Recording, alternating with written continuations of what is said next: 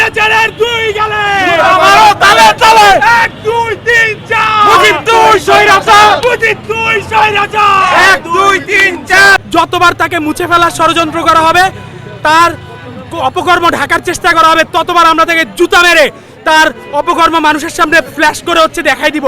মুজিবকে ঈশ্বর হিসেবে তৈরি করার মাধ্যমে তারা ৭১কে নিজের ব্যক্তিগত সম্পত্তি বানায়, এবং যেহেতু ৭১-এর মাধ্যমে আমাদের দেশ স্বাধীন হয়েছে, তাই এই দেশটা তাদের।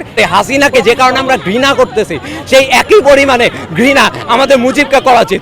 বাংলাদেশে এই প্রথমবার না যে ফ্যাসিস্টের বিদায় হয়েছে, এর আগেও বহুবার বিদায় হয়েছে, কিন্তু কখনোই তারা মানে গোড়া থেকে উঠে যায়নি। তার অবশ্যই তারা আবার মূল থেকে নতুন করে উঠেছে, নতুন দলে নতুন রূপে।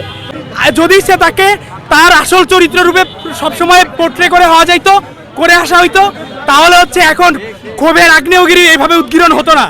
তাহলে দেখতেন মানুষজন তাকে একটা স্বৈরাচার, দেশের প্রথম স্বৈরাচারী শাসক হিসেবেই জানতো। এভাবে করে এসে আয়োজন করে হয়তো কোথাও জুতা মারা হতো, কিন্তু কোথাও এইভাবে করে স্বতঃস্ফূর্ত অংশগ্রহণ আপনি দেখতে পাইতেন না। এত বছর ধরে তাকে দেশের একদম এমনভাবে প্রেজেন্ট করা হয়েছে যে সে না থাকলে হয়তো দেশ চলে যাইতো। এটা কোনোভাবেই না, বাস্তবতাটা সম্পূর্ণ ভিন্ন ছিল।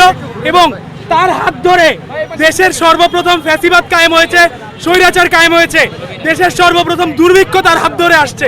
কোনো এক অদৃশ্য কারণে এই মুজিবের দেয়ালটা, হাসিনার দেয়ালটা হচ্ছে সম্পূর্ণ সাদা করে মুছে ফেলার একটা অপচেষ্টা হয়েছিল। মুজিবের দেয়ালের ক্ষেত্রে তারা সফল হয়েছিল, হাসিনারটা তারা সম্পূর্ণ সফল হয়নি। পরে দেখা গিয়েছে আমরা ডিসেম্বরের শেষ সপ্তাহে হাসিনার দেয়ালটা রিস্টোর করেছিলাম, কিন্তু এরপর মুজিবের টপিকটা চাপা পড়ে গিয়েছিল অ্যাজ ইউজুয়াল। তো আমরা সেটা চাপা পড়তে দেই নাই। আমরা অ্যান্টি ফ্যাসিস্ট কোয়ালিশনের পক্ষ থেকে এই দেয়ালটা আবার রিস্টোর করেছি, এবং যেহেতু রিস্টোর করেছি তাই অবশ্যই যতবার তাকে মুছে ফেলার ষড়যন্ত্র করা হবে, তার অপকর্ম ঢাকার চেষ্টা করা হবে, ততবার আমরা তাকে জুতা মেরে তার অপকর্ম মানুষের সামনে ফ্ল্যাশ করে হচ্ছে দেখাই দিব।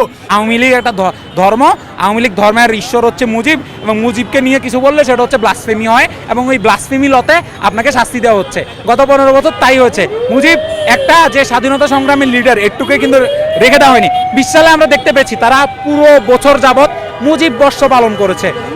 মানে মুজিব বর্ষ পালন করেছে, হাজার হাজার কোটি টাকা খরচ করেছে।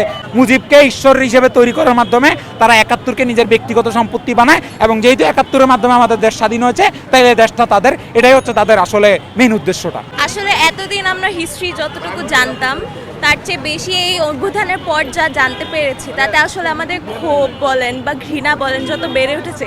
আর এটা তো মুছে দেওয়া হয়েছিল, তো এখন করার পর আমরা আসলে এক্সাইটেড যে আমরা ক্ষোভ ঘৃণাটা প্রকাশ করতে পারতেছি এখন। আগে তো সেই ফ্রিডমও ছিল না আমাদের। আলহামদুলিল্লাহ, আমি নিজেও একজন আহত। শর্টগানের গুলি খেয়েছিলাম উত্তরা বিএনএসে, এখনো 56 স্পিনার আমার বডিতে আছে।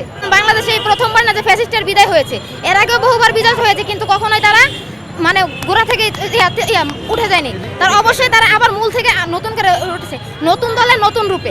ক্রস ফায়ারের কালচার সে নিজে শুরু করে। সে বারবার জাসদের মানুষজনকে, তার নিজের পলিটিক্যাল অপোনেন্টকে হেফাজতে এসে খুন করে, এবং নিজের পলিটিক্যাল অপোনেন্টগুলোর উপরে বম্বিং এবং রক্ষী বাহিনী দ্বারা ম্যাসাকার চালায় একের পর এক। অর্থাৎ এক্সট্রা জুডিশিয়াল কিলিংয়ের তৈরি করেছে ডেথ কাল্ট। সেই ডেথ কাল্টের ঈশ্বর হচ্ছে মুজিব নিজে। দেওয়ার পর আমরা বিশ্বাস করি হাসিনাকে যে কারণে আমরা ঘৃণা করতেছি, সেই একই পরিমাণে ঘৃণা আমাদের মুজিবকে করা উচিত, বরং আরো বেশি করা উচিত। কারণ মুজিবের ইন্টেন্সিটি এবং মুজিব যেভাবে ফ্যাসিজমকে কায়েম করেছিল, সেটারই একটা কন্টিনিউয়েশন হচ্ছে তার মেয়ে শেখ হাসিনা।